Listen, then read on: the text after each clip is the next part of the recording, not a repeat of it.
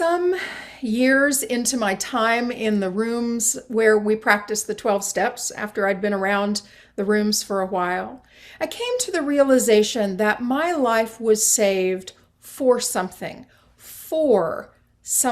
in order to do something, for some purpose yet unknown to me.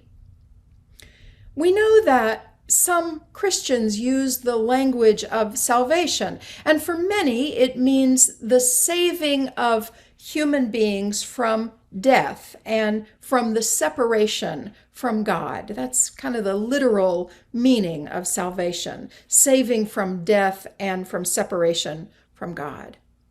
People in recovery from substance abuse may mean exactly this, or some version of it. Being saved from spiritual death and separation is a very powerful pull toward a new way of life. I remember feeling a kindred experience with folks, a kindred sense with folks who experience being born again, something old being washed away and something new in its place. If my experience wasn't exactly Christian salvation, it was something akin, that there was the before time and there is now, after I had made a decision to change my life and welcomed help for that. Recovery can be like this renewal, a way to find meaning and purpose, to tap into the spirit of life, to the stream of integrity and service and joy. I think it has allowed me to ask that question with curiosity rather than shame. What is it you plan to do with your one wild and precious life? Before, for me, in the bondage of addiction, the question, what do you plan to do with your one wild and precious life, could be a real shaming kind of question. What do you plan to do? What are you going to do? Now I can engage that question with curiosity and joy. What is it you plan to do with your one wild and precious afternoon, week, year? What do you plan to continue to do? How can I live into that question with curiosity and joy? In her poem, A Summer Day, Mary Oliver notices the infinitesimal details, the way the grasshopper moves her mouth and washes her face. She says she doesn't know much about prayer, but she does know how to pay attention. What if prayer is really about paying attention? Paying attention to the way our body feels in the morning without blaming our body for new creaks or difficulties of movement. Paying attention to how that first cup of coffee tastes. Oh, doesn't every cup of coffee want to be as good as that first cup? Paying attention to how we treat each other and to the language we say to ourselves. Is the language that we say to ourselves shaming, or does it invite us to participate in curiosity and joy? Then she asked that most startling and sticky question, and I call it a sticky question because it's the question that can stick to us, can stay with us. What is it you plan to do with your one wild and precious life? And perhaps it's easier to change the word life to day or morning or afternoon or this hour. What is it we plan to do with our one wild and precious anything?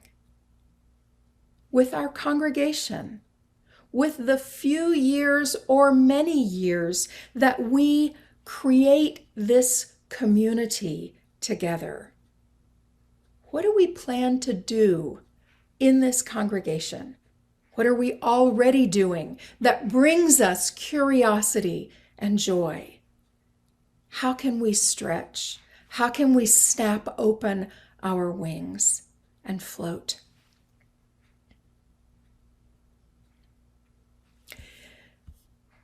Austin Channing Brown, activist and writer, says, "I firmly believe that to practice love is to disrupt the status quo, which is masquerading as peace."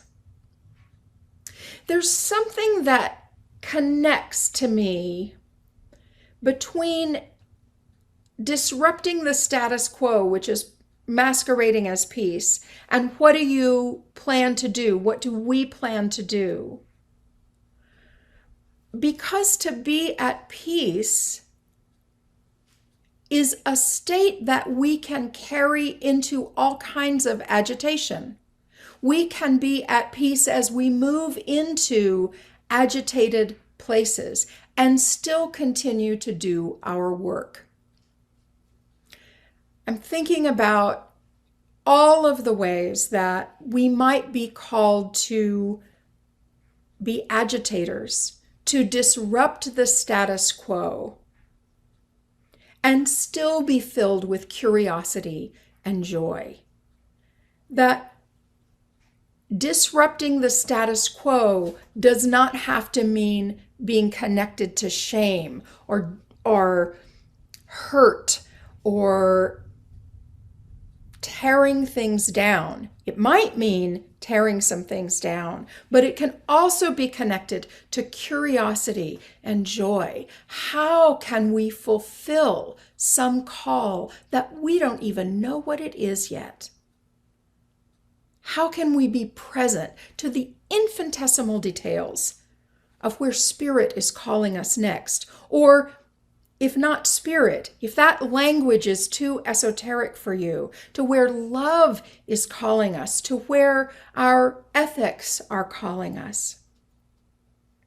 I'm thinking a lot about the work of the 8th principle. You know, I did a talk on this. I've talked about it several times, but it is this 8th principle of Unitarian Universalism that is proposed that calls us to spiritual wholeness by journeying to create a diverse, beloved community, both within and beyond our congregation, and to accountably dismantle racism and other oppressions in ourselves and in our institutions. Something that I have found that is really true for me is the act of dismantling white supremacy culture in myself need not be a place that is rooted in shame.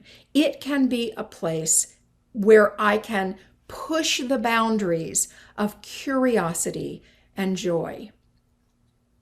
You may know that among the 12 steps, there's an inventory step, and then there's sharing with other people. Made an inventory of places of ourselves, a moral inventory of ourselves, and became willing to share that information with other people. Another person who's in the program with me and I have decided that we are going to do a moral inventory around the places that we have acted out of embedded white supremacy culture and ways that that has been harmful.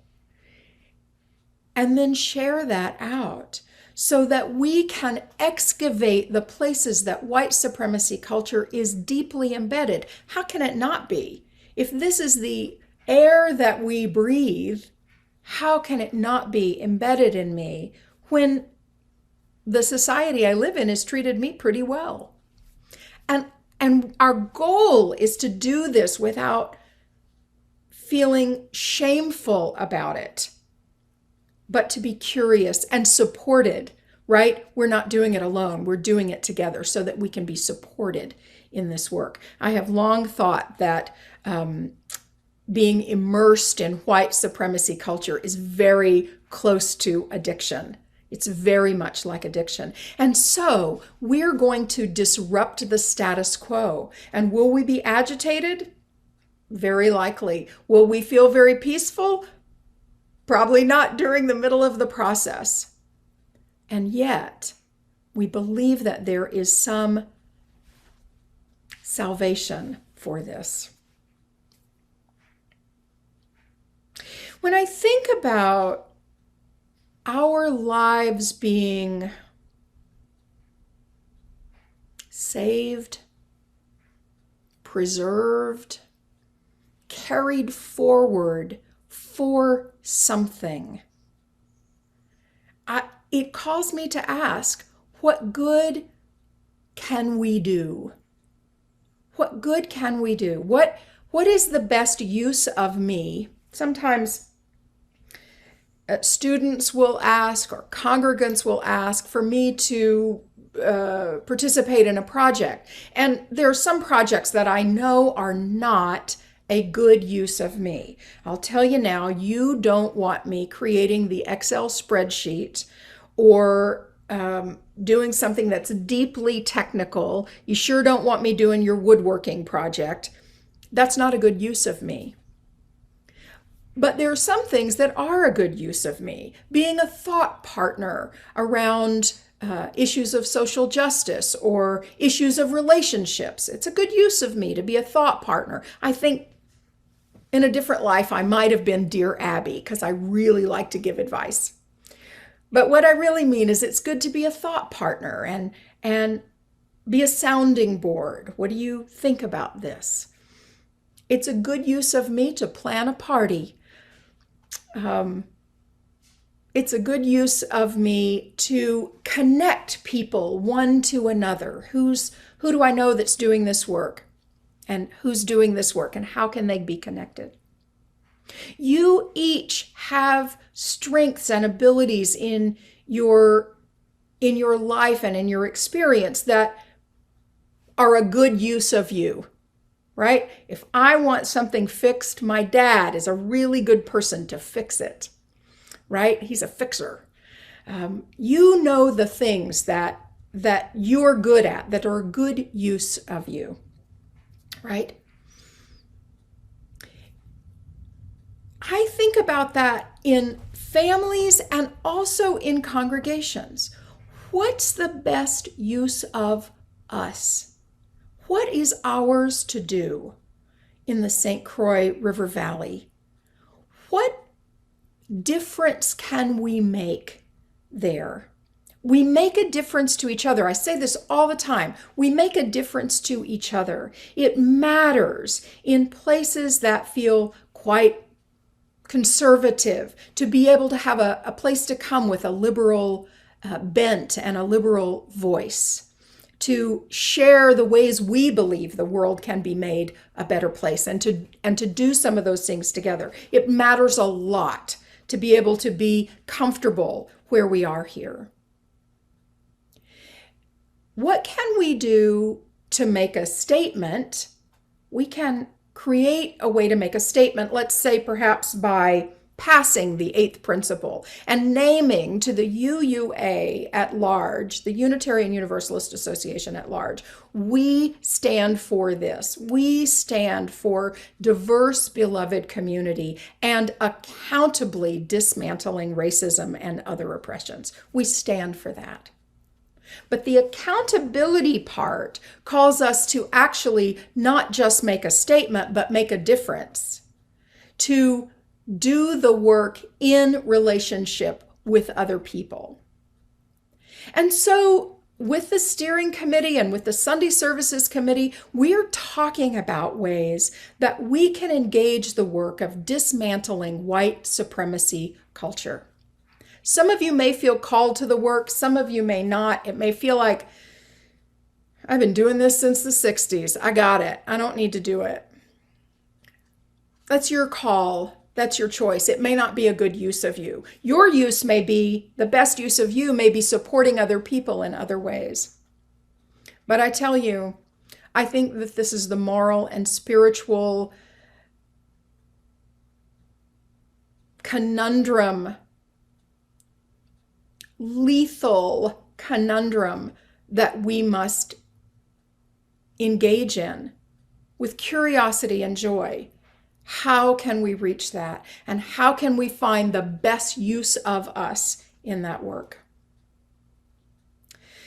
I want to say that we will continue figuring out what are the ways we can bring this to the congregation in these strange COVID times when we're not meeting face to face. Is it some reading list or movie list or witness or letter writing campaign? I don't know. I don't know what the actions are yet. Maybe we don't have to meet once a month in a Zoom room as we're all zoomed out, or maybe we do. I'm not sure yet, but we're going to keep digging and working on this. And if you have ideas of ways that you would like to participate, ways that are the best use of you, please let me or somebody on our steering committee know. What is it we plan to do with our one wild and precious congregation? Our group, our group here that meets in a Zoom space on Sunday mornings, but we are connected by more than these little squares. We are connected in purpose and in meaning and in desire and in curiosity and in joy.